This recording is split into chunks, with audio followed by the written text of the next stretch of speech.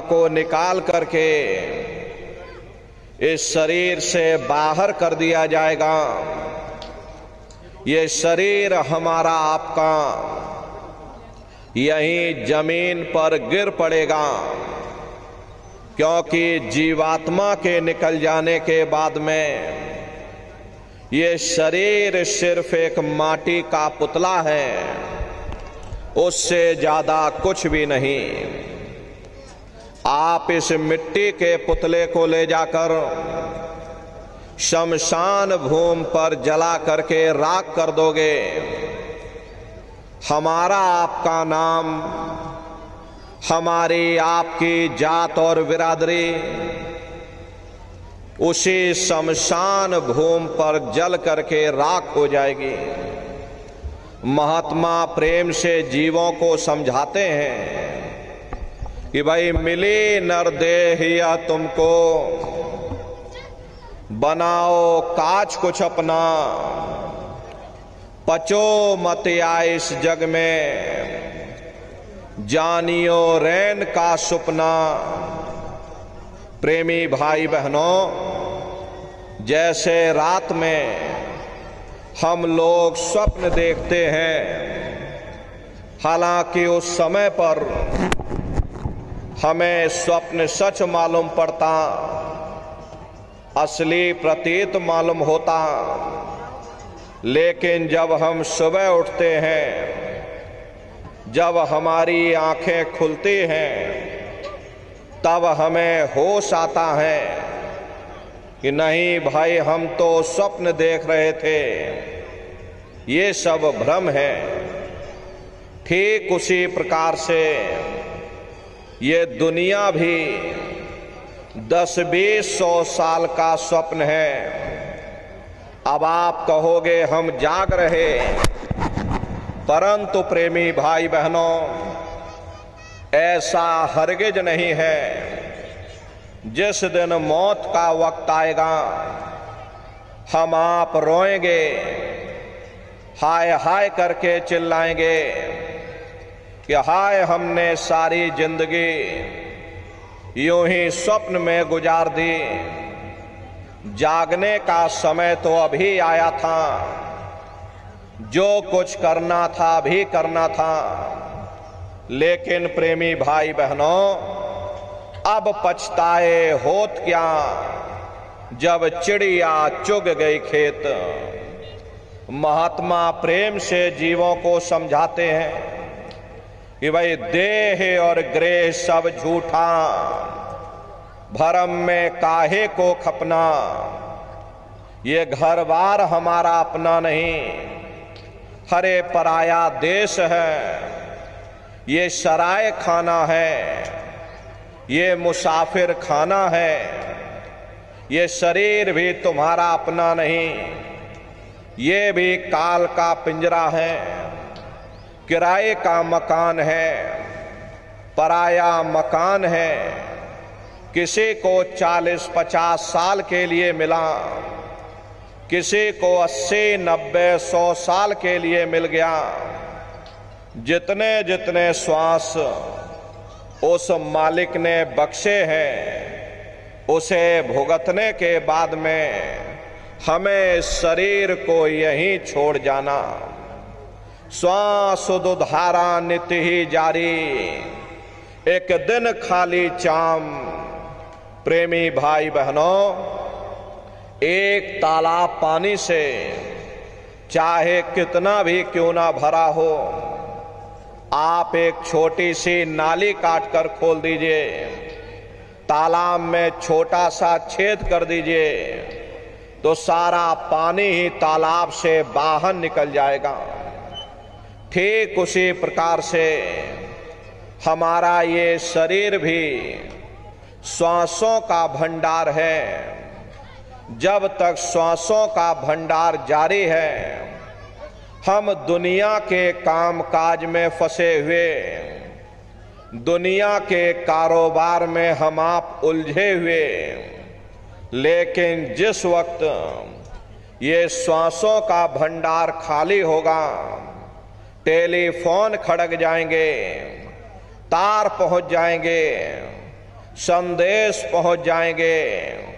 सब रिश्ते नातेदार, सब कुटुंब परिवार वाले, सब अड़ोस पड़ोस वाले मिनटों सेकंडों में इकट्ठा हो जाएंगे। प्रेमी भाई बहनों, जिस शरीर से तुम इतना प्रेम किया करते थे, उसे कोई एक रात भी घर में रखने को तैयार नहीं होता। कंधों पर लटका करके शमशान भूमि पर छोड़कर आ जाते। हिंदू लोग तिनका तोड़ाते, जैसे तिनका टूट गया, तेरा मेरा रिश्ता नाता टूट गया। मुसलमान, सिख या ईसाई लोग खाक की मिट्टी कब्र में डाल देते कि जो मेरे लिए खाक की मिट्टी है, वह मेरे लिए तू है। प्रेमी भाई बहनों, मामूली कष्ट नहीं होता। मौत के समय में घनघोर पीड़ा होती है। सहजोबाई ने बयान किया कि सहजो मौतें आईया, अंग अंग दिया तोड़, और हिया जरे छाती फटे, उठे पीर घनघोर। गुरु महाराज हमारे सत्संग में कहते थे कि जैसे 1,00,000 बिच्छू एक साथ मिल करके हमारे शरीर पर डंक मारे, उससे भी लाखों करोड़ों गुना ज्यादा मौत के समय में दर्द होता है। जब मृत्यु आती है तो किस तरह से प्राण निकलते, प्राणों के निकलने की क्या प्रक्रिया होती है, पहले उसे आप अच्छे से समझ लीजिए। देखो प्रेमी भाई बहनों, जैसे संसार में महाप्रलय आती, महाप्रलय के समय क्या होता, सबसे पहले पूरी पृथ्वी ढह जाती। ये पृथ्वी पानी में घुल करके और पानी बन जाती है। मानो सृष्टि की प्रलय एक बड़ी कयामत है और शरीर की प्रलय एक छोटी कयामत है। तो जैसे ही मौत आती है, सबसे पहले गुदा चक्र टूटता है, सिमटत भास श्वास उठ जावे, और प्राण पति जब सिमट समावे, उस समय हमारी ये श्वासें रुक जाती, शरीर की चेतना पीछे सिमटने लगती। तो सबसे पहले गुदा चक्र ही टूटता है, क्योंकि गुदा चक्र में पृथ्वी का वास होता। गुदा चक्र टूट करके ऊपर इंद्रिय चक्र में समा जाता। इंद्रिय चक्र में जल का वास होता, यानी जल ने पृथ्वी को घोल दिया। फिर जब इंद्रिय चक्र टूटेगा तो ऊपर नाभि चक्र में समा जाएगा।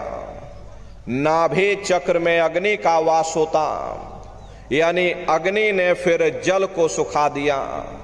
ये नीचे से सिमटाव होता है, नीचे से ऊपर की ओर सिमटाव होता। फिर जब ये नाभि चक्र टूटेगा तो हृदय चक्र में समा जाएगा। हृदय चक्र में वायु का वास होता, यानी वायु ने अग्नि को अपने में समाहित कर लिया, और इस तरह से वायु आकाश में उड़ गई। ये आंखों की पुतलियां ऊपर पलट जाती हैं, मुंह खुला का खुला रह जाता। महात्मा प्रेम से जीवों को समझाते हैं कि भाई जब यह कर्म कलाई उपजावे और बुद्धि सुरत की आन दबावे, जब यह जीवात्मा पांचों तत्वों को लांग करके जल पृथ्वी अग्नि वायु आकाश पांचों तत्वों को लांग करके ऊपर आती है, तो काल दाढ़ में आन दवानी, और जब ढर के नैनन से पानी, जब काल अपनी दाढ़ में दबाता, उस समय नेत्रों से पानी निकलता। इंद्रियां टूट टूट करके चकनाचूर हो जाती। सब रिश्ते नातेदार खड़े रह जाएंगे। डॉक्टर, वैद्य, हकीम सब आपको घेरे रह जाएंगे, लेकिन कोई आपको बचा नहीं पाता। यमदूत आते हैं, प्राणों की डोरी को तोड़ देते और जीवात्मा को खींच करके इस शरीर से बाहर कर दिया जाता। और जैसे ही तुम्हारी जीवात्मा इस शरीर से अलग हो गई, ये शरीर हमारा मिट्टी हो जाता। फिर इस मिट्टी को एक रात अपने घर में कोई रखने को तैयार नहीं होता।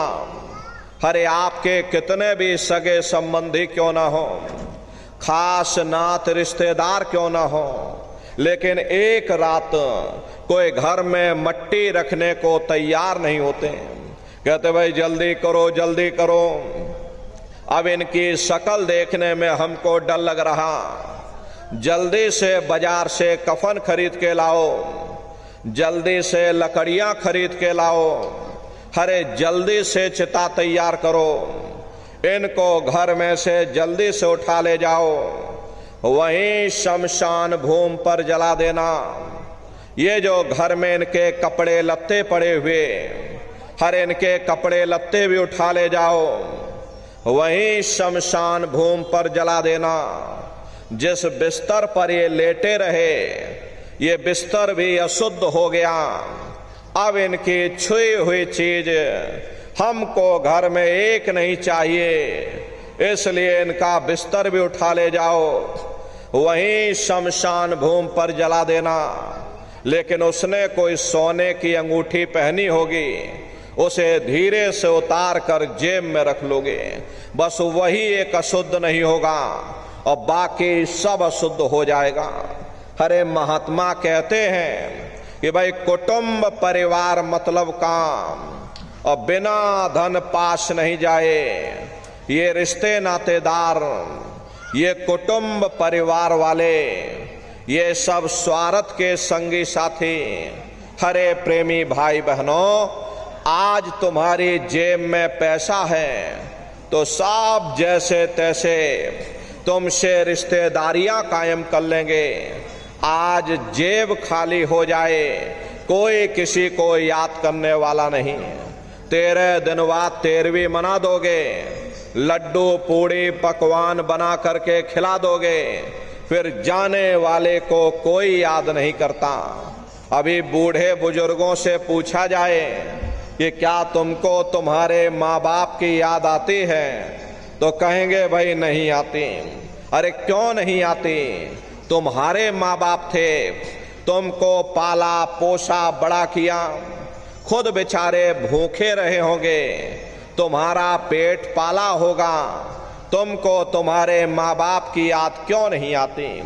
क्योंकि तुम्हारे सामने तुम्हारे लड़के बच्चे हो गए, तुम्हारे नाती पोता पंती और संती हो गए, इसलिए तुम अपने माँ बाप की यादों को धीरे धीरे भूल गए और नई यादों में धीरे धीरे बस गए। ऐसे ही प्रेमी भाई बहनों, एक दिन सब तुमको भी भूल जाएंगे, कोई किसी को याद करने वाला नहीं। ये कहानी तो शमशान भूमि पर समाप्त हो गई। उधर देखो क्या होता, तुम्हारी जीवात्मा को ले जा करके ऊपर धर्मराज की कचहरी में पेश कर दिया जाएगा। वहां पलक झपकते ही तुम्हारे अच्छे बुरे कर्मों का हिसाब किताब हो जाएगा। धर्मराज तुमको सजा सुना देंगे, ले जाओ इनको फलाने नरक में डाल दो, क्योंकि मैंने इनको मौका दिया था जब ये माँ के गर्भ में उल्टे लटके हुए थे। उस समय इन्होंने मुझसे प्रार्थना की थी कि हे मालिक, मुझे एक बार मौका दे दो, मुझे एक बार मनुष्य शरीर दे दो, हम भजन करेंगे, भक्ति करेंगे, हम अपनी जीवात्मा का कल्याण करेंगे। तो मैंने इनकी प्रार्थना को स्वीकार कर लिया और इनको मैंने ये मनुष्य शरीर दे दिया और कह करके मैंने भेजा था कि भाई ये मनुष्य शरीर ये किराए का मकान है, ये तुम्हारा अपना नहीं है। अगर ये तुम्हारा अपना होता तो हमेशा तुम्हारे पास रहता। ये तुम्हारा अपना नहीं, ये मैंने तुमको कुछ समय के लिए किराए का मकान दिया है। हाँ, तुम अपनी जीवात्मा को मेरे किराए के मकान में बैठा करके और मालिक की भक्ति करके अपनी जीवात्मा का कल्याण करा लेना। मैंने कुछ समय के लिए तुम सबको ये किराए का मकान दिया। जब समय पूरा होगा मैं अपने सिपाहियों को भेजूंगा, उस समय पर तुम मेरे मकान को खाली कर देना। लेकिन इतना ध्यान रखना कि जैसा साफ सुथरा मैंने तुमको ये किराए का मकान दिया, वैसा ही साफ सुथरा तुम मुझको वापस लौटाना। लेकिन इस किराए के मकान में बैठ करके इन्होंने अच्छे बुरे कर्म कर डाले। मेरे किराए के मकान को इन्होंने अपने कर्मों से गंदा कर दिया, इसलिए कर्मों की सजा इनको मिलेगी। ले जाओ इनको फलाने नरक में डाल दो। महात्मा कभी झूठ नहीं बोलते। महात्माओं ने जब साधना किया और साधना करके जब ऊपर गए और ऊपर जा करके जब उन्होंने नरकों का हाल देखा तो हमारी आपकी जानकारी के लिए उन्होंने धर्म ग्रंथों में लिख दिया कि लोह के खम्भ तपत के माही, और जहां जीव को ले चिपटाई वहां लोहे के खंबे अग्नि से धधक धधक कर लाल हो रहे। ऐसे खोटे जीवों को उन खंभों में चिपटाया जाता। जीव हाय हाय करके तड़फता है। तड़फ तड़फ जीव जुलम बुखारी, और तपत खम्भ दुख उपजे भारी। असहनी वेदना होती है, असहनी दुख दर्द होता। जीव वहां रोता और चिल्लाता रहता। लाखों लाख जोजन मील तक तुम्हारे रोने और चिल्लाने की आवाज जाती। लेकिन प्रेमी भाई बहनों, वहां कोई तुम्हारी पुकार सुनने वाला नहीं, कोई तुम्हारी दर्द भरी आवाज को सुनने वाला नहीं। हरे महात्मा कहते हैं भाई नर के अनेक और हैं, कहाँ लग कहूं बखान, और दुख भोगते यह जीव जो जाने जो भोग समान। कहते भाई एक नरक नहीं, ऐसे वहां पर अनेकों अनेक नरक बने हुए, अलग अलग खोटे पाप कर्मों के वहां पर अलग अलग नरक बने हुए।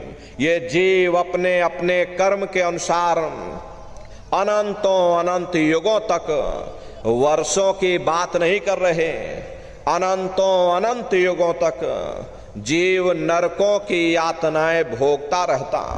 और नरकों की यातनाएं भोगने के बाद में इसी जीवात्मा को सीधे मनुष्य शरीर नहीं दिया जाता, बल्कि से 4 खान और 84 लाख योनियों में डाल दिया जाता। जैसे बच्चा होता है, अब बच्चा पहले कक्षा 1 पास करेगा, फिर कक्षा 2 में जाएगा। ऐसे ही वहां पर भी पूरा चैनल बना हुआ। नरकों की यातनाएं भोगने के बाद में इन्हीं जीवात्माओं को 4 खान 84 लाख योनियों में डाल दिया जाता। ये 4 खान 84 लाख योनियां ये कोई मामूली योनियां नहीं होती। 4 खान का मतलब होता है अंडज पिंडज उपमज स्थावर। ये 4 खाने होती। पहली श्रेणी पेड़ पौधों की आती है जिनके अंदर पानी का तत्व मौजूद होता है। कभी ये भी मनुष्य हुआ करते थे, लेकिन आज अपने कर्मों का भोग पा रहे एक जगह पर बेचारे खड़े हुए। दूसरी श्रेणी कीड़े मकोड़ों की आती है जिनके अंदर पृथ्वी और अग्नि का तत्व मौजूद होता। तीसरी श्रेणी पंछियों की आती, चौथी चौपाए जानवरों की आती, और 5वीं स्वयं इंसान की आती, जिसके अंदर 5 तत्व जल पृथ्वी अग्नि वायु आकाश 5 तत्व मौजूद होते हैं। प्रेमी भाई बहनों, ये 4 खाने हैं, इनकी अलग अलग कुल 84 लाख योनियां होती हैं। अब आप पेड़ पौधों को देखिए तो छौकर का पेड़ अलग है, नीम का पेड़ अलग है, पीपल का पेड़ अलग है। ऐसे ही अलग अलग प्रजातियों के कीड़े मकोड़े, अलग अलग प्रजातियों के पशु पंछी, कुल मिलाकर के 84 लाख योनियां हैं। हम दुनिया के जीव नरकों की यातनाएं भोगने के बाद में इन्हीं 84 लाख योनियों में डाल दिए जाते हैं। मामूली कष्ट नहीं होता। अरे हमको आपको गर्मी लग गई तो हम लोग छाया में आ गए, सर्दी लग गई कंबल रजाई ओढ़ लिया, भूख लग गई तो रोटी खा ली, बीमार हो गए तो अस्पतालों में चले गए, अपना अपना इलाज करवा लिया। लेकिन देखो उन जानवरों को, क्या गर्मी, क्या सर्दी, क्या बरसात, एक एक रोटी के टुकड़े के लिए बेचारे दर बदर भटकते रहते। किसी का हाथ कट गया, किसी का पैर कट गया, किसी को जीते जी काट डाला और मुर्गी की गर्दन ही मरोड़ डाली। अरे उनको भी दर्द होता, उनको भी तकलीफ होती, लेकिन वे बेचारे बेजुबान हैं, कुछ बोल नहीं पाते, कुछ बता नहीं पाते। मादा बिच्छू होती है। मादा बिच्छू की मौत कैसे होती? मादा बिच्छू जब अपने बच्चे को जन्म देती है तो उसी के बच्चे अपनी भूख को मिटाने के लिए अपनी माँ की पीठ पर चढ़ जाते हैं और उसी के मांस को नोच नोच करके खाते हैं। वो तड़फती रहती है, कराहती रहती, लेकिन जब तक हड्डी हड्डी न बच जाए उसके बच्चे अपनी माँ की पीठ से नीचे नहीं उतरते हैं। ऐसे न जाने कितने जीव जंतु इस संसार में भटक रहे, दुख सह रहे, पीड़ा सह रहे। अरे कई जन्म भय कीट पतंगा, कई जन्म भय मीन कुरंगा, कई जन्म पंखी सर्प होयो, कई जन्म है वर वृक्ष जोयो, मिल जगदीश मिलन की वरिया और चिरंकार यह देश सजरिया।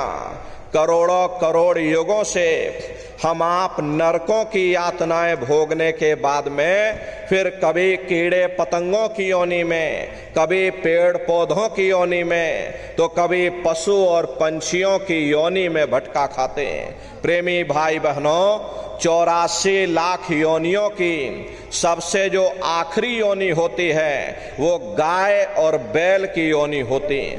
गाय स्त्री का रूप लेती है और बैल पुरुष का रूप लेते हैं। ये 84 लाख योनियों की सबसे आखिरी योनि यानी कि अंतिम पायदान होता है।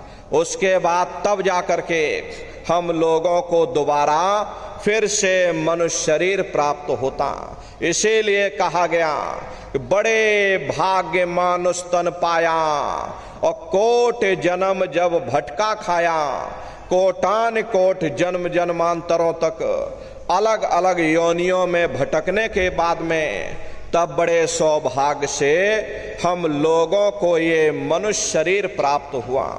बड़े से बड़े देवी देवता भी इस मनुष्य शरीर को पाने के लिए तरसते हैं, क्योंकि इसी मनुष्य रूपी मंदिर में बैठ करके हम उस मालिक की भक्ति कर सकते।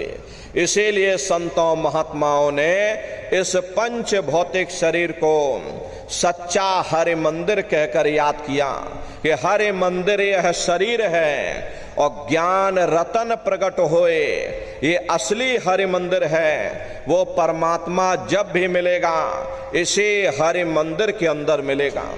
इसी पंच भौतिक शरीर को गुरु नानक साहब ने नर नारायणी देह कहकर याद किया। ये वो देह है जिसमें नारायण स्वयं विराजमान है। वो नारायण जब भी मिलेंगे तुम्हें तुम्हारे अंदर मिलेंगे। बाहर से आज तक न कभी किसी को परमात्मा मिला, न भविष्य में कभी मिल सकता। यही कबीर साहब ने लिखा कि जो तिल माही तेल है, जो चकमक में आग, और तेरा साईं तुझ में और जाग सके तो जाग। जिस तरह से तिल में तेल होता है, पत्थर में अग्नि होती है, ठीक उसी तरह से वो मालिक हर एक के घट घट में, हर एक के वजूद के अंदर बैठा हुआ। यही आपकी धर्म पुस्तकों में भी लिखा, करे मोको का ढूंढे रे बंदे, मैं तो तेरे पास में, और ना तीरथ में ना मूरत में, मैं तो हूँ विश्वास में। ना मैं तीरथ में मिलूंगा, ना मैं मूरत में मिलूंगा, ना मैं अन्य किसी कर्मकांड में मिलूंगा, ना मैं ग्रंथों में मिलूंगा, ना मैं पोथियों में मिलूंगा, ना मैं किताबों में मिलूंगा। चाहे सारी उम्र बैठ करके तुम किताबें पढ़ते रहो, अरे मैं जब भी मिलूंगा तो मैं तुम्हारे अंदर मिलूंगा। प्रेमी भाई बहनों, बड़ी सीधी सी बात है, ये अगर खाना बनाने की किताब सारी उम्र बैठ करके पढ़ते रहोगे कि खाना ऐसे बनता है, खाना वैसे बनता है, खाने में नमक डाला जाता, खाने में तेल डाला जाता, तो कभी तुम्हारा पेट नहीं भर सकता। जब तक आप खाना बनाओगे नहीं, उसे खाओगे नहीं, कभी तुम्हारा पेट नहीं भर सकता।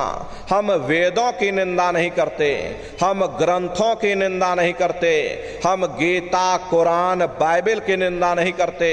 हरे वेद शास्त्र गीता कुरान बाइबल कहते हैं कि भाई मनुष्य के अंदर अंड खंड ब्रह्मांड है, स्वयं वो परमात्मा इसके अंदर बैठा हुआ। चलो अंदर चलो, अंदर चल करके उस परमात्मा का दर्शन दीदार करो। अब सवाल ये उठता है, भाई आखिर हम अपने अंदर जा करके उस परमात्मा का दर्शन कैसे करेंगे? तो इसके लिए संतों महात्माओं ने केवल 3 साधन बताए। साधन 3 सार उनवर्ने, और साधन सब थोथे मान। इस कलयुग में उस मालिक को पाने के लिए महात्माओं ने केवल 3 साधना बताई। पहला है सुमरन, दूसरा है ध्यान, और तीसरा है भजन। सुमरन कहते हैं मालिक को याद करना, ध्यान कहते हैं दृष्टि को एकाग्र करना, और भजन कहते हैं कान में उंगली डाल करके उस शब्द को सुनना, उस नाम को सुनना, उस देववाणी आकाशवाणी को सुनना जो 24 घंटे तुम्हारे अंदर गूंज रही। प्रेमी भाई बहनों, ये सुरत शब्द नाम योग की साधना है। संतों का जो इतिहास रहा, संतों के इतिहास में सबसे पहले कबीर साहब आए, जिन्होंने सुरत शब्द नाम योग की साधना जारी की। उसके बाद और भी महात्मा आए, कबीर, नानक, दादू दरिया, भीखा, रविदास, पलटू, जगजीवन। चित्रकूट में आप चले जाइए, गोस्वामी जी महाराज, जिन्होंने रामचरित्र मानस बनाई, उन्होंने भी सुरत शब्द नाम योग की साधना जारी की। अरे आपके राजस्थान की धरती पर मीराबाई हुई, सहजोबाई हुई, उन्होंने भी उस मालिक को पाया, सुरत शब्द नाम योग की साधना करके पाया। प्रेमी भाई बहनों, ये सुरत शब्द नाम योग की साधना है। इस साधना की 3 क्रियाएं हैं, पहला सुमरन, दूसरा ध्यान, और तीसरा भजन। तो कैसे आप लोग सुमरन करोगे, कैसे आप लोग ध्यान करोगे, और कैसे आप लोग भजन करोगे, जरा अच्छी तरह समझिएगा और फिर घर पर बैठ करके करिएगा। तो सबसे पहले सुमरन कैसे किया जाएगा? सुमरन करने के लिए एक माला आप लोग ले लेना। ये देखिए प्रेमी भाई बहनों, 108 दाने की ये माला है।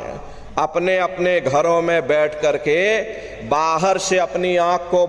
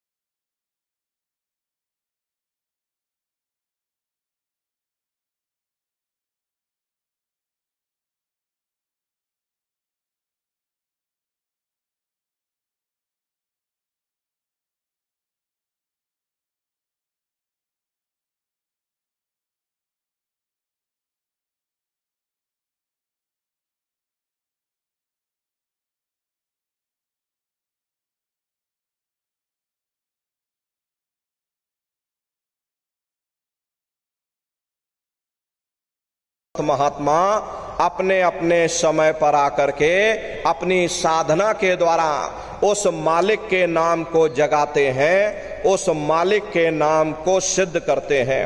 जैसे कबीर साहब आए, उन्होंने साहिब नाम सिद्ध किया। गुरु नानक साहब आए, उन्होंने वाहे गुरु नाम सिद्ध किया। गोस्वामी जी महाराज आए, उन्होंने राम नाम सिद्ध किया। मीराबाई आई, उन्होंने गिरधर नाम सिद्ध किया। इसी तरह से हमारे गुरु महाराज इस कलयुग में जय गुरुदेव नाम सिद्ध करके गए। जय गुरुदेव नाम का जहाज लगा कर गए। अगर इस जहाज पर सारी दुनिया बैठेगी, ये जहाज सारी दुनिया को पार करेगा। एक है साध है सब सद है, और सब साध है सब जाए। पहले अपने गुरु की उंगली पकड़ लो, क्योंकि गुरु तुम्हारा सच्चा रहबर है, गुरु तुम्हारा सच्चा साथी है। अरे गुरु गोविंदो खड़े काके लागू पाई, और बलिहारी गुरु आपने जिन गोविंद यो बताई। महिमा उन्हीं की है जिन्होंने गोविंद को लखा दिया। इसीलिए कहा जाता है कि गुरुर ब्रह्मा गुरुर विष्णु गुरुर देवो महेश्वरः गुरुर साक्षात पार ब्रह्म तस्मै श्री गुरुवे नमः। तीन लोक नौ खंड में और गुरु से बड़ा न कोई, और करता करे न कर सके, और गुरु करे सो होई। इसलिए प्रेमी भाई बहनों, साधना करने से पहले जय गुरुदेव नाम का सुमरन सभी नए प्रेमी भाई बहन सबसे पहले करिएगा। और सुमरन करने के बाद में फिर आप ध्यान पर बैठिएगा। दूसरा है ध्यान, और ध्यान कहते हैं दृष्टि को एकाग्र करना। कैसे आप लोग ध्यान करोगे, जरा अच्छी तरह से समझ लीजिए। अपने अपने घरों में पलथी मार करके बैठिएगा। बाहर से अपनी आंख को बंद कर लेना। दोनों आंखों के मध्य भाग में जहां पर देवियां बिंदी लगाती हैं और पुरुष जहां टीका लगाते, ये दोनों आंखों के मध्य भाग में दूर सामने देखिएगा। सामने आपको अंधेरा दिखाई पड़ेगा। बस उसी अंधेरे में एक जगह पर आप अपनी दृष्टि को एकाग्र करिएगा। जब आप अपनी आंखों को बंद करोगे तो अंतर में सामने अंधेरा दिखाई पड़ेगा। बस उसी अंधेरे को आप देखते रहिएगा। एक टक हो करके सामने अंधेरे को देखते रहना। उस समय किसी के बारे में सोचना नहीं, किसी के बारे में विचार मत करिएगा। विचार करने की आदत हमारे अंदर पहले से पड़ी हुई। हम किसी भी व्यक्ति को देखते हैं, देखने से पहले ही हम उसके बारे में विचार करने लग जाते हैं। ये जो विचार हैं, यही ध्यान में बाधक बन जाते हैं। इसलिए कोशिश ये करना, जब आप ध्यान पर बैठो, मन में कोई विचार ना आने पाए। निर्विचार हो करके, शून्य हो करके बस सामने उस अंधेरे को देखते रहिएगा। जितना देर बन सके एक टक हो करके आप उस अंधेरे को देखते रहना। देखते देखते देखते देखते आपकी दृष्टि अंधेरे में एकाग्र हो जाएगी। और जैसे ही आपकी दृष्टि उस अंधेरे में एकाग्र होगी तो सुई की नोक के बराबर काले में भी काला बिंदु, बड़ा चमकीला बिंदु होगा। तारे की तरह चमचम चमचम चमकेगा, वो सामने आपको दिखाई पड़ जाएगा। जब वो चमकदार बिंदु सामने दिखाई पड़ जाए, तब आप अपनी दृष्टि को उस बिंदु पर एकाग्र करिएगा। जब आप अपनी दृष्टि बिंदु पर एकाग्र कर लोगे तो वही बिंदु दरवाजा है। वो दरवाजा खुल जाएगा, ये शिव नेत्र खुल जाएगा, ये दिव्य दृष्टि खुल जाएगी और आप दरवाजे के अंदर दाखिल हो जाओगे। एक बार प्रेमी भाई बहनों, ये दिव्य दृष्टि खुल जाए, फिर क्या भूत क्या भविष्य और क्या वर्तमान, कोई भेद आपसे गुप्त नहीं रहेगा। लाखों वर्ष पहले क्या हुआ था, भविष्य में क्या होने वाला है, आप बैठ करके ध्यान में सब कुछ देख सकते हो। तो यह है ध्यान करने का तरीका। और तीसरा है भजन।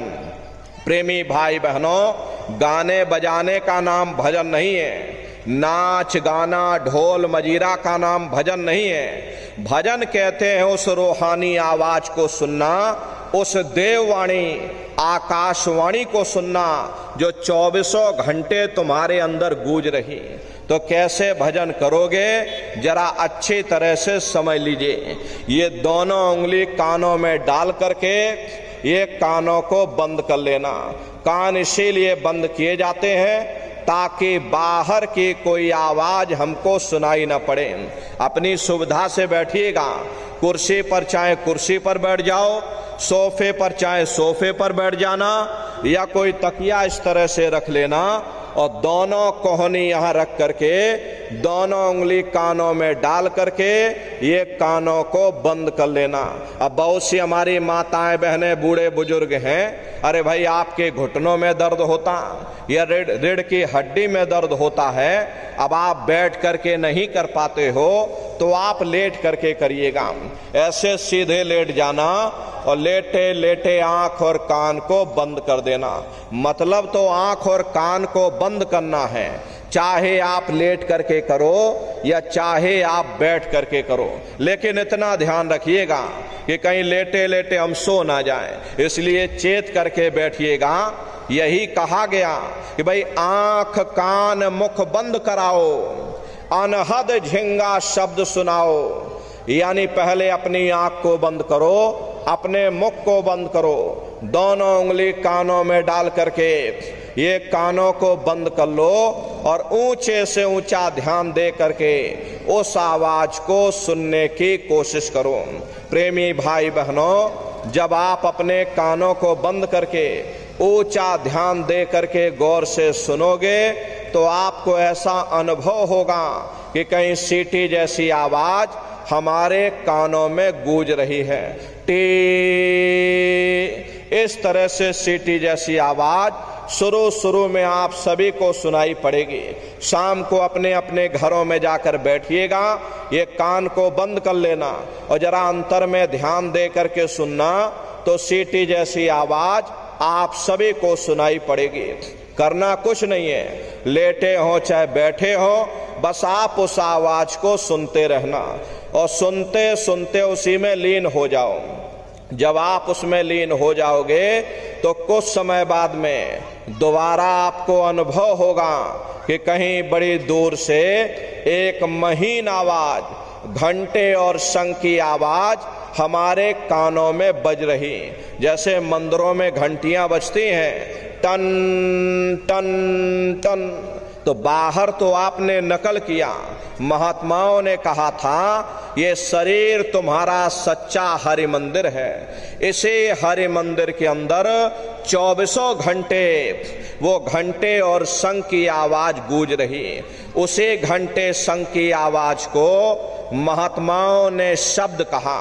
अरे आपकी धर्म पुस्तकों में लिखा है कि पोथी पढ़ पढ़ जग मुआ, पंडित भया न कोई, और 2.5 अक्षर प्रेम का पढ़े सो पंडित होई। दुनिया वाले कहते हैं कि 2.5 अक्षर का मतलब प्रेम है। अरे प्रेम नहीं है, प्रेम में तो मात्रा लगी हुई। यहाँ पर जिस 2.5 अक्षर का वर्णन उन महात्माओं ने किया वो है शब्द, शा आदा बा और दा। उसी शब्द को महात्माओं ने नाम कहा। कलयुग केवल नाम आधारा, सुमेर सुमेर नर उतर ही पारा। कलयुग में केवल नाम का आधार है, वो नाम तुम्हारे अंदर 24 घंटे गूंज रहा। उसी घंटे शंख की आवाज को महात्माओं ने शब्द या नाम कहा। उसी को मुसलमान फकीरों ने कलमा कहा। उसी को ईसा मसीह साहब ने वर्ड या लागश कहकर याद किया। उसी को गुरु नानक साहब ने अनहद वाणी कहकर के याद किया। चीन में जो महात्मा हुए उन्होंने इसको ताओ कहकर याद किया और हिंदू महात्माओं ने इसे देववाणी आकाशवाणी कहकर के याद किया। उन अलग अलग महात्माओं ने अपनी अपनी भाषा में हम लोगों को समझाने की कोशिश की कि भाई वो घंटे शंख की आवाज तुम्हारे सबके अंदर गूंज रही, वो आपको सुनाई पड़ेगी। लेकिन शुरुआती समय में आपको ऐसा मालूम पड़ेगा कि कहीं बड़ी दूर पर घंटियां बज रही, टन टन टन, लेकिन सुनाई हर एक को पड़ेगी। प्रेमी भाई बहनों, जब घंटे शंख की आवाज आपको सुनाई पड़ने लग जाए, तब आप उस आवाज को पकड़ लेना, उसको सुनने लग जाना। जब आप उसको सुनने लग जाओगे तो वो आवाज धीरे धीरे बढ़ना शुरू होगी, और बढ़ते बढ़ते इस कदर बढ़ेगी कि आपके रोम रोम में घंटे और शंख की आवाज गूंजने लग जाएगी। अरे बड़ी घनघोर आवाज होती है, बड़ी मधुर वो आवाज होती। ये जो दुनिया के गाने आप सुनते हो, उस रूहानी संगीत के सामने ये दुनिया के संगीत कुछ नहीं है। जब आप उस रूहानी संगीत को सुनोगे, इतना भारी आनंद आपके ऊपर छा जाएगा, इतनी खुशी आपको होगी, ऐसा नशा आपके ऊपर चढ़ जाएगा, इतना आप उस आवाज में खो जाओगे या आप सारी दुनिया को भूल जाओगे। हरे प्रेमी भाई बहनों, शंकर भगवान को वही नशा चढ़ा था। शंकर भगवान कोई गांजा भांग नहीं पीते थे। ये तो हमने आपने शंकर भगवान को भी बदनाम कर दिया कि शंकर भगवान गांजा भांग पीते थे, तो चलो हम भी गांजा भांग पिएंगे। लेकिन ऐ नन्नारियों, शंकर भगवान ने कभी गांजा भांग नहीं पिया। शंकर भगवान जिस नशे में लीन रहते थे, वो नाम का नशा था, वो ध्यान का नशा था, वो भक्ति का नशा था। जब आप उस आवाज को सुनोगे तो आपको भी वो नशा चढ़ जाएगा, क्योंकि उस आवाज में चुंबक है। जब आप उस आवाज को सुनोगे तो वो आवाज आपको अपनी ओर खींचेगी, और जब खिंचाव होगा तो जीवात्मा का फैला हुआ प्रकाश ये 9 दरवाजों से सिमटने लगेगा। अब ये 9 दरवाजे कौन हैं? प्रेमी भाई बहनों, अच्छी तरह समझिएगा। अरे बहुत बड़ा विज्ञान है। दुनिया का विज्ञान जब समाप्त हो जाएगा तो ये विज्ञान प्रारंभ होगा। तो 9 दरवाजे कौन कौन से हैं? 2 आंख, 2 कान, 2 नाक के सुराख, 1 मुंह और 2 मलमूत्र का रास्ता। ये शरीर के 9 दरवाजे हैं। सबसे पहला दरवाजा गुदा चक्र आता है। गुदा चक्र में गणेश जी वास करते हैं। गणेश जी वहां के मालिक हैं। ये 4 दल का कवल है। यहाँ पर पृथ्वी तत्व पाया जाता, उसके ऊपर इंद्रिय चक्र आता। इंद्रिय चक्र में ब्रह्मा जी वास करते हैं। ये 6 दल का कवल है। यहाँ पर जल तत्व पाया जाता, उसके ऊपर ये नाभि चक्र आता। नाभि चक्र में विष्णु जी वास करते हैं। ये 8 दल का कवल है। यहाँ पर अग्नि तत्व पाया जाता है। उसके ऊपर ये हृदय चक्र आता है। हृदय चक्र में शिव जी वास करते हैं। ये 12 दल का कवल है। यहाँ पर वायु तत्व पाया जाता। हरे वास तो वो ऊपरी मंडलों में करते हैं, लेकिन उनका प्रकाश, उनकी किरणें इन चक्रों के ऊपर पड़ती हैं। उसी के ऊपर एक कंठ चक्र आता है। यहाँ पर आद्या महाशक्ति की किरणें पड़ती हैं। ये 16 दल का कवल है। और आप सबसे ऊपर, तुम्हारी जीवात्मा सबसे ऊपर दोनों आंखों के मध्य भाग में बैठी है, जहां पर देवियां बिंदी लगाती हैं और पुरुष जहां पर टीका लगाते हैं। ये बिंदी और टीका यहाँ पर हम लोग इसीलिए लगाते हैं क्योंकि यहीं पर हमारी जीवात्मा बैठी है, उसका श्रृंगार किया जाता है। तो ये 10वां द्वार है जहां पर तुम्हारी जीवात्मा बैठी हुई। इसी 10वें दरवाजे पर बैठ करके जीवात्मा अपने प्रकाश को 9 दरवाजों में फैलाती है, जिससे आपका ये शरीर चलता है, आपके हाथ और आपके पैर चलते हैं। जब आप भजन करोगे और घंटे शंख की आवाज को सुनोगे तो उस आवाज में चुंबक है, वो आवाज आपको अपनी ओर खींचेगी। और जब खिंचाव होगा तो जीवात्मा का फैला हुआ प्रकाश 9 दरवाजों से सिमट करके यहीं 10वें दरवाजे पर इकट्ठा हो जाएगा। और जैसे ही यहाँ पर इकट्ठा हुआ तुरंत शब्द जीवात्मा को खींच करके इस शरीर से बाहर कर देगा। फिर आप अपनी आंखों से देखिएगा, ये हमारा शरीर ये है और हम ये खड़े। आप अपने शरीर से अलग हो जाओगे। जैसे चिड़िया होती है, चिड़िया घोंसले से निकल करके आसमानों की उड़ान भरती है, शाम को फिर अपने घोंसले में आ जाती, ऐसे ही तुम्हारी जीवात्मा इस शरीर रूपी घोंसले से निकल करके ब्रह्मांडों की सैर करेगी, देवी देवताओं के दर्शन करेगी, राम और कृष्ण के दर्शन करेगी और घूम करके फिर अपने शरीर रूपी घोंसले में वापस चली आएगी।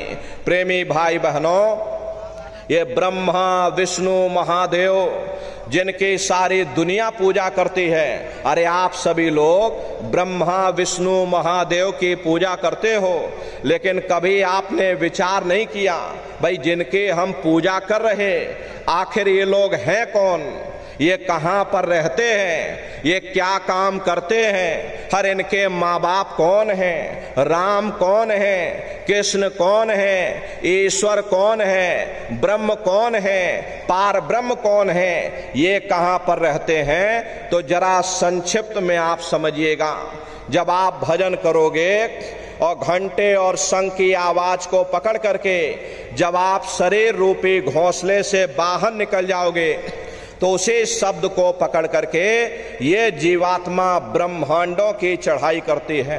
पलक झपकते यह जीवात्मा खरबों योजन ऊपर चली जाती।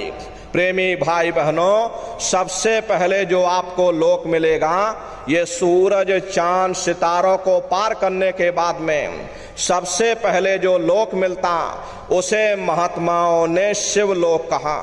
शिवलोक वो तमोगुणी स्थान है, वहाँ के मालिक शिव जी हैं, वो पार्वती जी के साथ उस लोक में विराजमान हैं। चैतन्य धार जो ऊपर से नीचे आ रही, जिसे महात्माओं ने गंगा कहा, वह अपना केंद्र बिंदु शिवलोक को बनाती है। इसीलिए शिव जी की जटा में ये गंगा दर्शाई जाती हैं।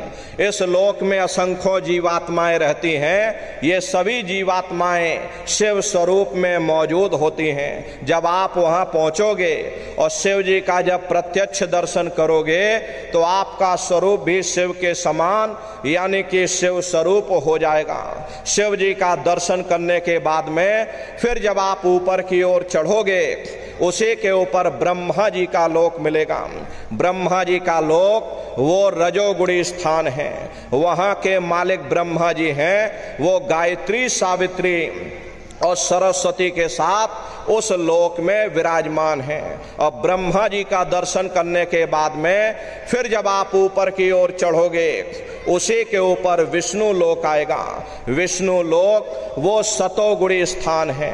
वहाँ के मालिक विष्णु जी हैं, उनका बड़ा मनमोहक स्वरूप है। उनकी 4 भुजाएं हैं और चारों भुजाओं में शंख गदा पद्म और चक्र सुशोभित हैं। और आप क्षीर सागर में लक्ष्मी जी के साथ विराजमान हैं। ये तीनों देवता ब्रह्मा विष्णु और महादेव अपने अपने लोक में बैठ करके राज कर रहे। एक रचयिता है जो जीवों को रचता है, एक पालनहार है जो जीवों को पालता है, और एक संहार करता जो जीवों को नष्ट कर देता।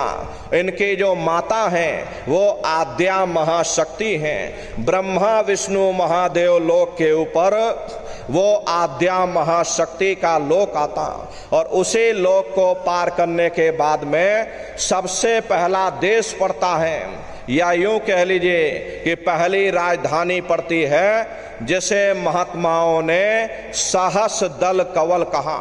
वो राजधानी है। ये ब्रह्मा विष्णु महादेव उस राजधानी के अंतर्गत आने वाले जिले हैं। जैसे आपके राजस्थान की राजधानी जयपुर है, ये भीलवाड़ा या अजमेर ये आपके छोटे छोटे जिले हैं। इसी तरह प्रेमी भाई बहनों वो सहस दल कवल राजधानी है। राजधानी का जो मालिक है वो निरंजन भगवान हैं। ये ब्रह्मा विष्णु महादेव ये निरंजन भगवान के ही पुत्र हैं, और ये आद्या महाशक्ति ये निरंजन भगवान भगवान की अर्धांगिनी हैं। निरंजन भगवान स्वयं तीनों लोकों के मालिक हैं। उन्हीं को त्रिलोकीनाथ कहा जाता है। हिंदू उन्हीं को परमात्मा कहते, मुसलमान उन्हीं को खुदा कहते, ईसाई उन्हीं को गॉड कहते। घंटे और शंख की आवाज जो हर इंसान के अंदर गूंज रही, वो आवाज उन्हीं के मुखार बिंद से हो रही। निरंजन भगवान का जो स्वरूप है वो ज्योति स्वरूप है। हजार बातें की अखंड ज्योति वहां पर बराबर जल रही। अरे हम आप मंदिरों में ज्योत जलाते हैं, ये तो हम आप उसकी नकल करते हैं। महात्माओं ने चिन्ह बता दिया तो हम लोग यहाँ नकल करने लगे। इस ज्योत में तेल की जरूरत पड़ती, बाती की जरूरत पड़ती है, लेकिन वो अखंड ज्योति ऐसी है जिसमें ना तेल की जरूरत है और ना बाती की जरूरत है। पलटू साहब ने जिक्र किया है कि उल्टा कुआं गगन में तिसमें जरे चिराग और तिसमें जरे चिराग, बिना रोगन बिन बाती और 6 ऋतु 12 मास जरत रहे दिन राती। सतगुर मिले जो होए ताहि की नजर में आवे और बिन सतगुर नहीं कोई वाह को दर्शावे। वो अखंड ज्योति ऐसी है जिससे पूरा ब्रह्मांड प्रकाशवान हो रहा। जितनी भी अवतारी शक्तियां आई, राम आए, राम को वहीं से नीचे उतारा गया। इसीलिए उस देश को अयोध्या नगरी या कौशलपुर देश भी कहा गया। अरे गोस्वामी जी महाराज जब साधना करके वहां पहुंचे, तभी गोस्वामी जी महाराज ने रामचरितमानस में लिख दिया। क्या उन्होंने रामचरितमानस में लिखा? देखिए, गोस्वामी जी महाराज कहते हैं कि मोद्यो नैन त्रिशत में भयो पुण्य चितवत कौशलपुर गयो। जब मैंने अपने बाहर की आंख बंद की, मेरी अंतर की आंख खुल गई और मैं क्या देख रहा हूं, मैं कौशलपुर देश में पहुंच गया। मोहे विलोक राम मुस्काई, मुझे देख करके राम भगवान प्रसन्न हो गए। उन्होंने ऊपर जाने का मुझे रास्ता दे दिया। मैं ऊपर जा करके क्या देख रहा हूं कि उधर माज सुन अंडज राया, देखे बहु ब्रह्मांड निकाया, अति विचित्र ताह लोक अनेका और रचना अधिक एक तेका।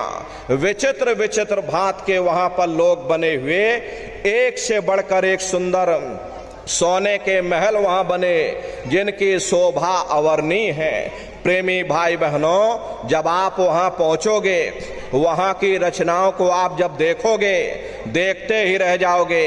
ये क्या ईश्वर की लीला है, कैसे उसकी कारीगरी है, अनंत उसकी सत्ता है, अनंत ही उसका प्रकाश है। हरे नर नारियों, उसी आनंद को पा करके बड़े बड़े राजे महाराजाओं ने अपने राजकाज पर ठोकरें मार दी और जंगलों में जा करके नंगे हो करके नाचने लगे।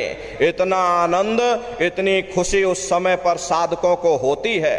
प्रेमी भाई बहनों, बड़े बड़े राजे महाराजे, मीराबाई को जब दर्शन हो गया, अंदर की जब झलक मिल गई, मीराबाई ने अपना राजपाट सब छोड़ दिया। अरे कबीर साहब जब वहां पहुंचे, तभी कबीर साहब ने लिख दिया कि अचरज देखा भारी साधो, अचरज देखा भारी रे, और बिना बजाए निस दिन बाजे, और घंटा शंख नगारी रे, और बहरा सुन सुन मस्त होते है, तन की खबर बिसारी रे, और बिन भूमि के महल बना है, तामे ज्योति उजारी रे, अंधा देख देख सुख पावे, और बात बतावे सारी रे, और जीता मरकर फिर जी जावे, बिन भोजन बलधारी रे, और ब्रह्मानंद संत जन बिरला, कोई समझे बात हमारी रे। प्रेमी भाई बहनों, वो असली अयोध्या नगरी है, वो राम भगवान का देश है। राम जी का दर्शन करने के बाद में फिर तुम्हारी ये जीवात्मा दूसरे मंडल के शब्द को पकड़ करके और दूसरे मंडल की चढ़ाई करेगी। शाम तज श्वेत को गहना, सुरत को तान धुन सुनना, और बंक के द्वार धस बैठो और त्रिकुटी जाय कर लेना। उसी के ऊपर दूसरा देश आता है जिसे महात्माओं ने त्रिकुटी देश कहा। वहां के जो मालिक हैं वो ब्रह्म हैं, वहीं से मन और माया की उत्पत्ति हुई, वहीं से तीन गुण रजोगुण तमोगुण सतोगुण तीनों गुणों की उत्पत्ति वहीं से हुई। अरे ये जो आपके वेद हैं, वेदों को सारी दुनिया बैठ करके पढ़ती है, वेदों की भी उत्पत्ति उसी स्थान से हुई है। महात्मा कहते हैं कि भाई त्रिकुटी महल में विद्या सारा, घनहर गरजे बजे नगारा, और लाल वरण सूरज उजियारा। वहां पर दो धुने, बादलों की गर्जन और मृदंग की आवाज उस लोक में गूंजती रहती है। ओम का जाप बराबर वहां होता रहता। ब्रह्म का जो स्वरूप है लाल वरण सूरज उजियारा। ये सूरज कुछ नहीं, ऐसे तुम लाखों लाख सूर्य इकट्ठे करोगे तो वहां का एक सूर्य बनेगा। प्रेमी भाई बहनों, ब्रह्म का जो स्वरूप है वो सुबह के लाल सूर्य के समान है, इसीलिए वहां का पूरा ब्रह्मांड लाल है। जहां तक आपकी निगाह जाएगी ब्रह्म देश में चारों तरफ आपको लाल ही लाल नजर आएगा। महात्मा जब साधना करके वहां पहुंचे तभी महात्माओं ने लिख दिया कि लाली मेरे लाल की, और जित देखूं त लाल, और लाली देखन में गई और मैं भी हो गई लाल। वो पूरा ब्रह्मांड ही लाल है। तो जितने साधक वहां पहुंच जाते हैं उन सभी को योगेश्वर कहा जाता। जैसे व्यास जी हुए, वशिष्ठ जी हुए, वाल्मीकि जी हुए, इन सब की पहुंच वहीं तक थी। इसीलिए कहा गया कि वाल्मीकि भय ब्रह्म समाना। जब इनकी जीवात्मा वहां पहुंची और जब इन्होंने ब्रह्म का दर्शन किया तो इनका स्वरूप भी ब्रह्म के समान यानी कि ब्रह्म स्वरूप हो गया। तो जितने साधक वहां पहुंच जाते हैं उन सभी को योगेश्वर कहा जाता है। योगेश्वर भगवान श्री कृष्ण उसी देश में वास करते हैं। ये जो ब्रह्म देश है वो श्री कृष्ण भगवान का ही देश है और श्री कृष्ण भगवान वहीं पर रहते हैं। अरे बाहर की जन्माष्टमी नहीं है जो आप लोग मनाते हो, ये तो आप नकल करते हो। महात्माओं ने कहा था भाई सही मायने में तुम जन्माष्टमी कब मनाओगे? जब तुम्हारी ये जीवात्मा पांच तत्व जल पृथ्वी अग्नि वायु आकाश और तीन गुण रजोगुण तमोगुण सतोगुण, पांच तत्व और तीन गुणों से परे होकर के ब्रह्म देश में पहुंच करके जब कृष्ण भगवान का दर्शन कर लोगे तब सही मायने में जन्म अष्टमी मनाई जाएगी। वहां कृष्ण भगवान का दर्शन करने के बाद में फिर तुम्हारी ये जीवात्मा तीसरे मंडल के शब्द को पकड़ करके और तीसरे मंडल की चढ़ाई करती है। आगे पहुंची सुन झंकार, ररंकार धुन सुनी पुकार, आगे श्वेत सुन है भाई और मान सरोवर पैठ नहीं। उसी के ऊपर तीसरा देश आता है जिसे महात्माओं ने सुन देश कहा, उसी को रारंग देश कहा जाता, उसी को अक्षर और नेति कहा जाता। वहां के जो मालिक हैं वो रारंग पुरुष यानी कि पार ब्रह्म पुरुष है। वहां किंगरी और सारंगी दो धुनें उस लोक में गूंजती रहती और पार ब्रह्म पुरुष का जो स्वरूप है वो पूर्णमासी के चंद्रमा के समान बड़ा ही मनमोहक स्वरूप है। इसी स्थान पर प्रेमी भाई बहनों एक बहुत बड़ा अमृत का सरोवर बना है जिसे महात्माओं ने मान सरोवर कहा। जब तुम्हारी ये जीवात्मा उस उस मान सरोवर में स्नान कर लेगी तो जन्म जन्मांतरों के मैले पाप कर्म साफ हो जाएंगे। अरे यहाँ के पानी से ये कर्मों की सफाई नहीं होने वाली, ये बाहर का पानी तुम्हारे शरीर के मैल को धो सकता है, लेकिन जो पापों का मैल है, जो अंतःकरण में कर्मों की गंदगी जमा, वो जब साफ होगी जब आप तीसरे मंडल पर पहुंच करके उस गंगा में डुबकी लगाओगे।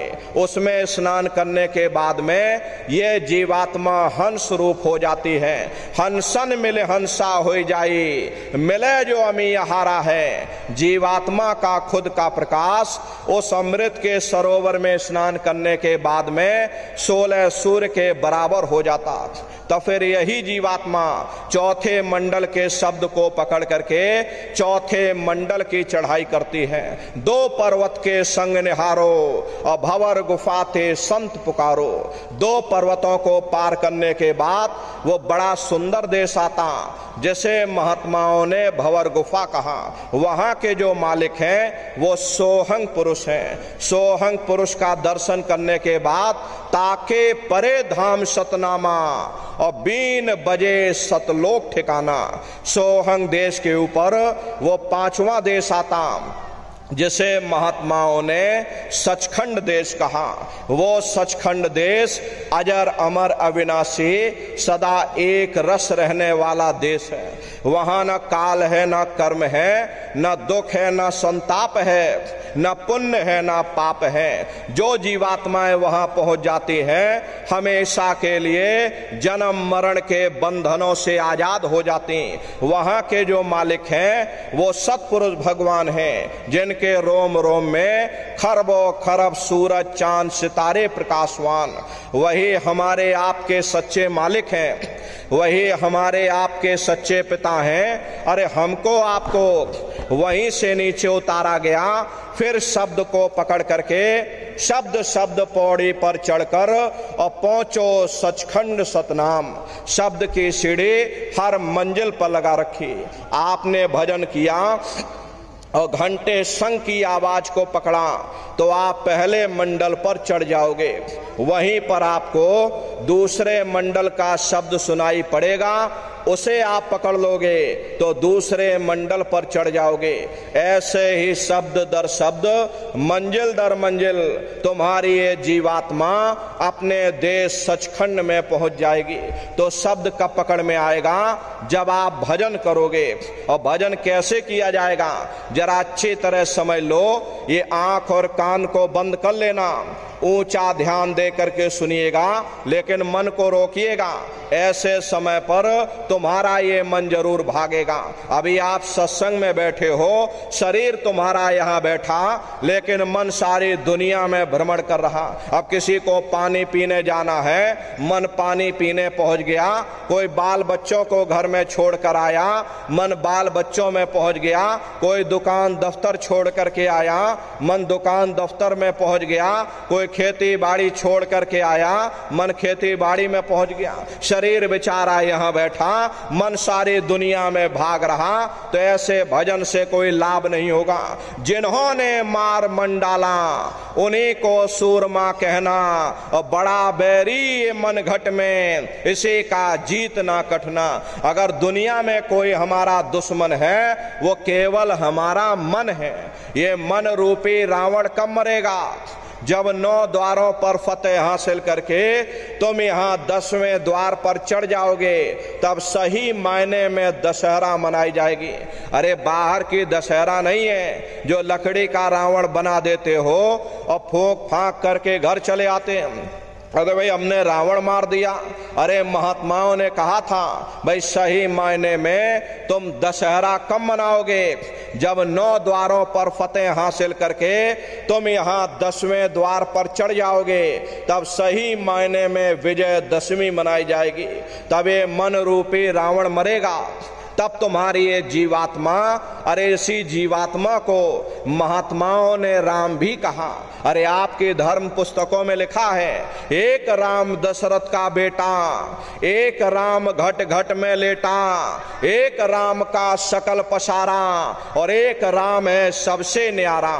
एक वो राम है जो अयोध्या के वासी हैं, और एक राम घट घट में बैठे, यानी हमारी आपकी जीवात्मा जो हर एक के अंदर मौजूद है। महात्माओं ने कहा भाई एक वो राम है, और एक राम का सकल पसारा, यानी पहले स्थान के मालिक वो निरंजन भगवान जिनको दुनिया त्रिलोकीनाथ कहती है, जिनका ये पूरा पसारा पूरा संसार है। महात्माओं ने कहा भाई एक वो राम है, और एक राम है सबसे न्यारा, पांचवें स्थान के मालिक वो सतपुरुष भगवान जो हमारे आपके सच्चे पिता हैं। महात्माओं ने कहा भाई एक वो राम है, तो महात्मा तो उस राम की महिमा गाते हैं। मोटी बात आप लोग पकड़िए कि भजन कैसे करोगे। ये आंख और कान को बंद कर लेना, ऊंचा ध्यान दे करके सुनना। शुरू शुरू में सीटी जैसी आवाज आपको सुनाई पड़ेगी, उसे पकड़ लेना, सुनते रहना, सुनते सुनते उसी में लीन हो जाना। जब आप उसमें लीन हो जाओगे तो कुछ समय बाद में दोबारा आपको अनुभव होगा कि कहीं बड़ी दूर से एक महीन आवाज, घंटे और शंख की आवाज हमारे कानों में बज रही। जब घंटे शंख की आवाज आपको सुनाई पड़ने लग जाए, तब आप सीटी की आवाज को छोड़ देना और घंटे शंख की आवाज को पकड़ लेना। एक बार प्रेमी भाई बहनों आप उस आवाज को पकड़ लो, फिर वो आवाज आपको नहीं छोड़ेगी, खींच करके शरीर से बाहर कर देगी। फिर रोज आना, रोज जाना, रोज ब्रह्मांडों की सैर करना, रोज देवी देवताओं के दर्शन करना, रोज राम और कृष्ण के दर्शन करना, और घूम करके फिर अपने शरीर रूपी घोंसले में वापस चले आना। ये सुमरन, ध्यान और भजन, ये तीन क्रियाएं आपको बताई गई। रास्ता सच्चा है, आप करोगे तो आपको अनुभव होगा, दिखाई भी देगा और सुनाई भी पड़ेगा। लेकिन इतना ध्यान रखिएगा, जो भी दिखाई सुनाई पड़े अपने अंदर हजम करिएगा। जितना हजम करोगे उतना रास्ता खुलता चला जाएगा। नागा नहीं होना चाहिए। अरे आप शरीर को भोजन देते हो, सुबह दोपहर शाम खाते हो, लेकिन कभी आपने विचार नहीं किया ये जीवात्मा जो जन्म जन्मांतरों से भूखी प्यासी बैठी, कभी आपने इसको भोजन नहीं दिया। अरे इसका भोजन शब्द है, इसका भोजन नाम है। अपना ये नियम आप बनाइए कि पहले हम अपनी जीवात्मा को भोजन देंगे, फिर अपने शरीर को भोजन देंगे। अगर ये नियम आपका बन गया तो आपका लोक भी बन जाएगा और आपका परलोक भी बन जाएगा। हरे प्रेमी भाई बहनों, उस मालिक को पाने के लिए तुम्हें घर बार छोड़ने की जरूरत नहीं है, तुम्हें समाज छोड़ने की जरूरत नहीं है, तुम्हें जात और बिरादरी बदलने की जरूरत नहीं है। अरे जात पात के रगड़े झगड़े ये हमारे अपने नहीं है, ये सिर्फ हमारे मन की खुराफात है। अरे आप सभी लोग बुद्धिमान हो, अपनी अपनी बुद्धि से आप सभी लोग विचार करिएगा। जब गुरु नानक साहब नहीं आए थे तब कोई सिख नहीं था, जब मोहम्मद साहब नहीं आए थे तब कोई मुसलमान नहीं था, जब ईसा मसीह साहब नहीं आए थे तब कोई ईसाई नहीं था, और पीछे लौटते चले जाओ तो केवल मनुष्य ही मनुष्य रह जाते। ये रगड़े झगड़े किसने पैदा किए? ये हमने आपने पैदा किए। अरे कोई भी महात्मा यहाँ पर आकर के ना कोई कौम मनाने आता है, ना कोई मजहब चलाने आते हैं, और ना ही आप हमारे हाथों में ये डंडे और तलवारें देने के लिए आते। अरे आप तो सच्चा मार्ग, सनातन मार्ग समझाने के लिए इस धरा भूमि पर शरीर रूप में अवतरित होते हैं। हरे नर नारियों, सुपच जात के भंगी थे, रैदास जी जात के हरिजन थे, मीराबाई जात की छत्राणी थी। अगर वे सब उस मालिक को पा सकते हैं तो आप भी उस मालिक को प्राप्त कर सकते हो। जाति पाति पूछे नहीं कोई, और हरि का भजे सो हरि का होई। लोग यहाँ यहाँ जात पात बनाते बनाते मर गए। लेकिन नर नारियों, जब तुम्हारी ये जीवात्मा इस मनुष्य रूपी चोले को छोड़ करके ऊपर धर्मराज के दरबार में पहुंचेगी, वहां न तुमसे ये पूछा जाएगा कि भाई तुम किस जाति के हो, तुम किस कौम के हो, तुम किस मजहब के हो, तुम हिंदू हो या मुसलमान हो, तुम हिंदुस्तान से आए हो या तुम पाकिस्तान से आए हो। अरे वहां तुम्हारे कर्म देखे जाएंगे, भक्ति भाव देखा जाएगा, मालिक से मिलने का प्रेम और प्यार देखा जाएगा।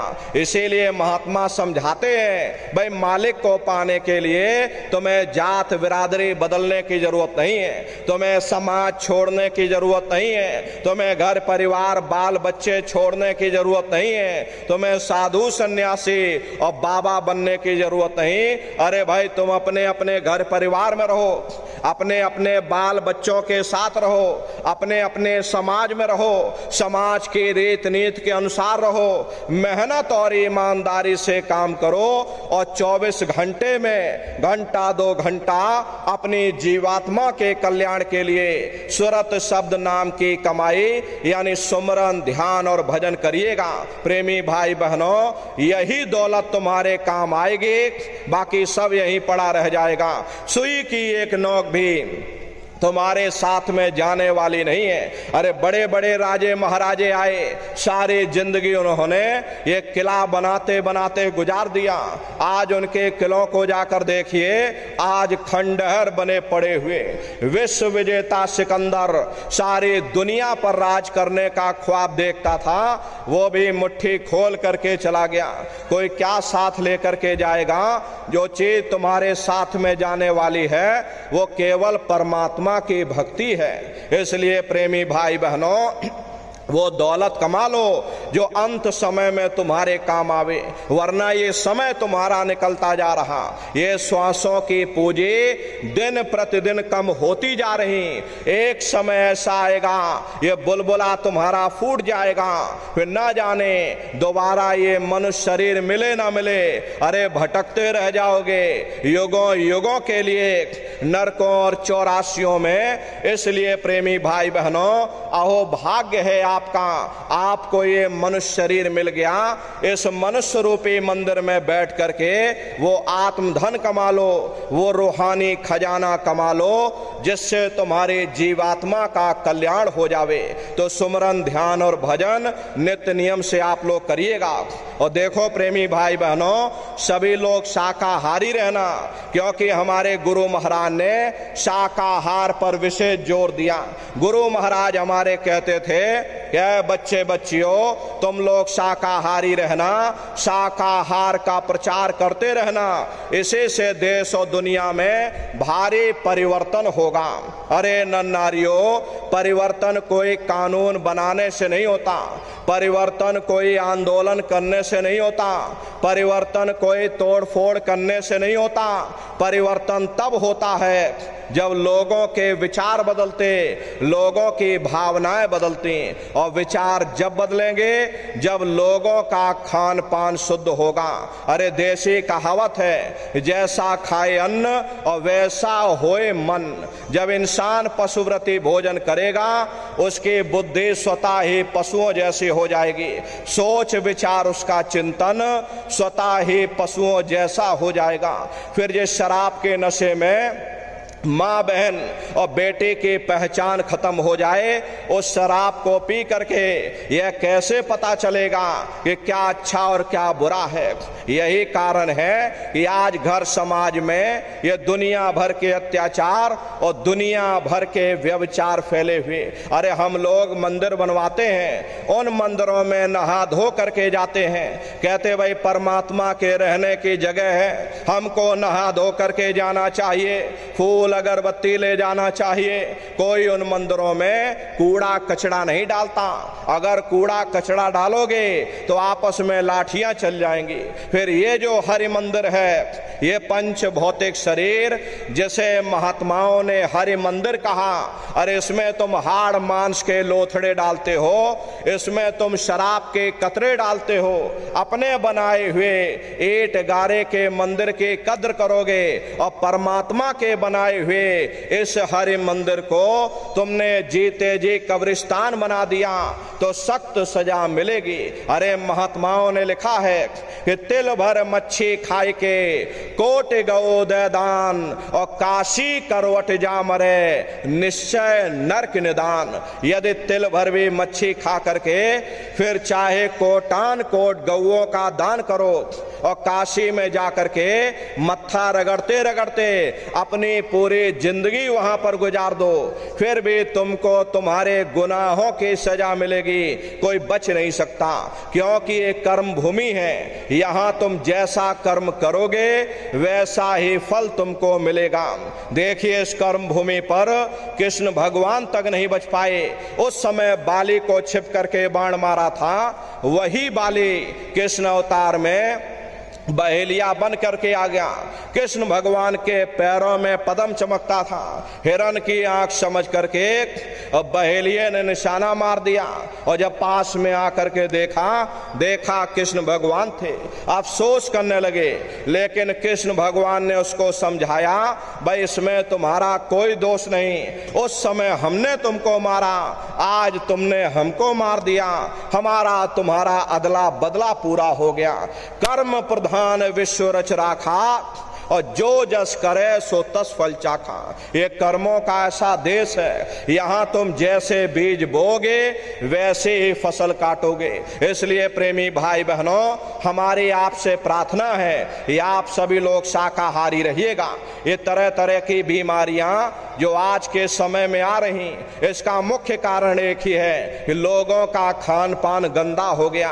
अपनी बुद्धि से आप लोग विचार करिए, अरे इंसानों के खून में जब जानवरों का खून मिल जाएगा, इंसानों के अंदर जब जानवरों के कीटाणु पहुंच जाएंगे तो न जानवरों की दवा काम में आएगी न इंसानों की दवा काम में आएगी। परिणाम क्या होगा? ऐसी महामारियां फैलेंगी। इसलिए प्रेमी भाई बहनों, आपसे हमारी प्रार्थना है कि आप लोग शाकाहारी रहिएगा। कोई ऐसा नशा मत करना जिससे बुद्धि तुम्हारी पागल हो जाए और घर में माँ बहन बेटी की पहचान खो दो। अरे आप अपने आप को कट्टर हिंदू मानते हो, अरे भाई हम कट्टर हिंदू हैं, हमसे बड़ा सनातनी दुनिया में कोई दूसरा नहीं, हम राम को मानने वाले और हम कृष्ण को मानने वाले हैं। अरे आप राम को मानते हो और आप कृष्ण को मानते हो तो उनके आदर्शों पर भी चलना सीखो। राम ने कभी नहीं कहा कि तुम मांस खाओ या कृष्ण ने कभी नहीं कहा कि तुम शराब पियो। जितने देवी देवता अवतार हुए सभी यही कह करके गए कि अहिंसा परमो धर्मा।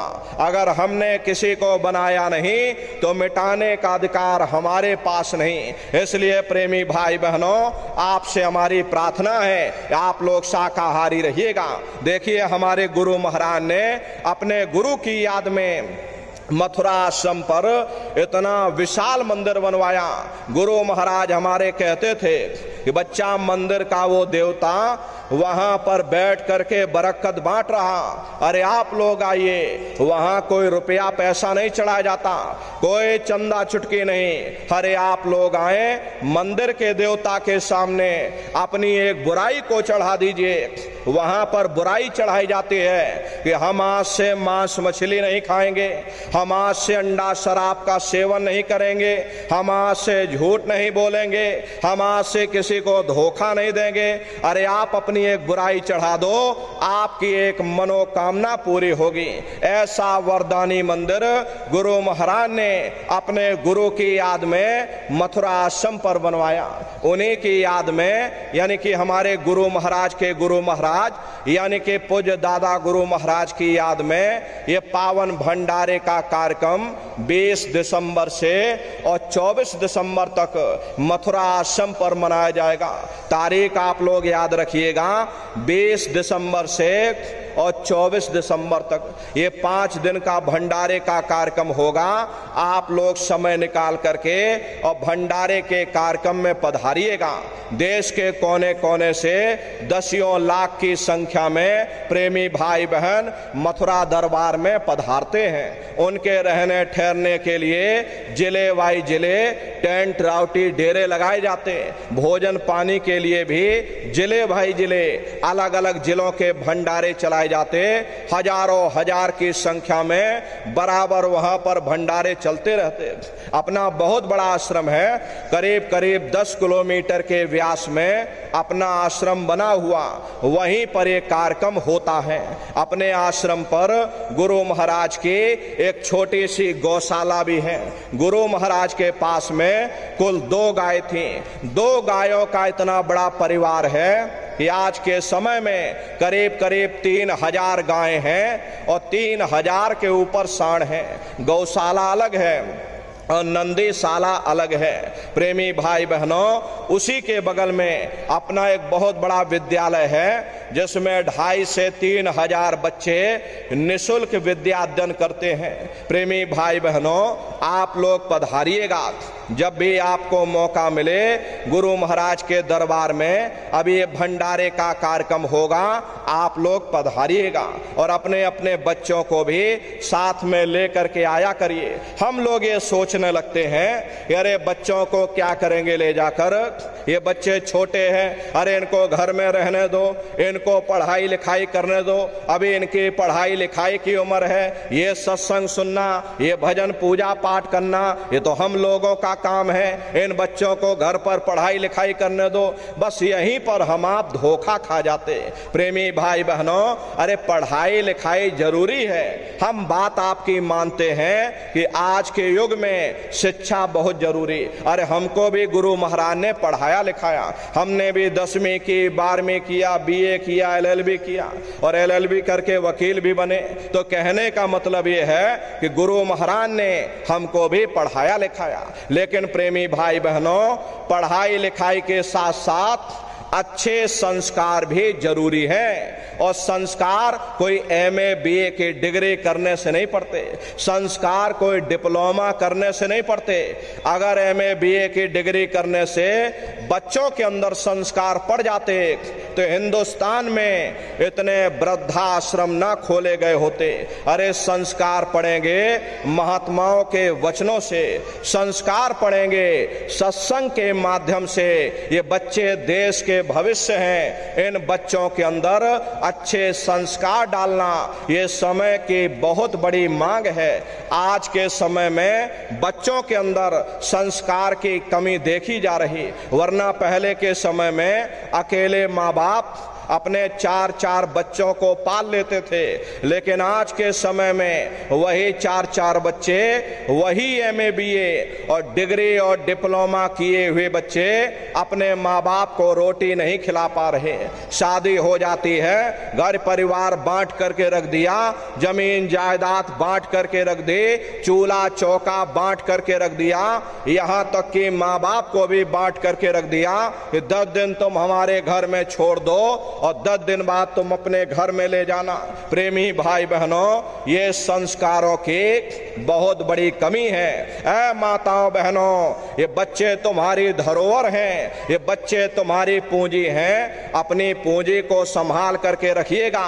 इनको आप बचपन से तैयार करिए, इनको अच्छी शिक्षा देना, इनको अच्छे संस्कार देना, इनको शाकाहारी बनाना, इनको सदाचारी बनाना, इनको चरित्रवान बनाना।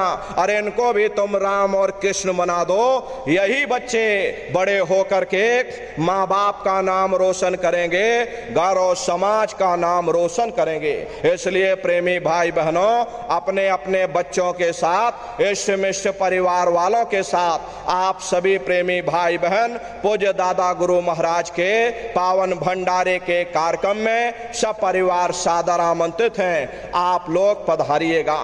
इसी के साथ अब हम अपनी वाणी को विराम देते हैं। आप लोगों ने अपना कीमती समय हमको दिया, इसके लिए आप सभी प्रेमी भाई बहनों को बहुत बहुत साधुवाद है। प्रेमी भाई बहनों, कहने सुनने में यदि हमसे कोई गलती हुई हो, अरे हम तो छोटे हैं, आप सभी लोग हमारी माताएं बहनें बूढ़े बुजुर्ग, हमको छोटा समझ करके आप सभी प्रेमी भाई बहन हमको क्षमा कीजिएगा। बोलो जय गुरुदेव।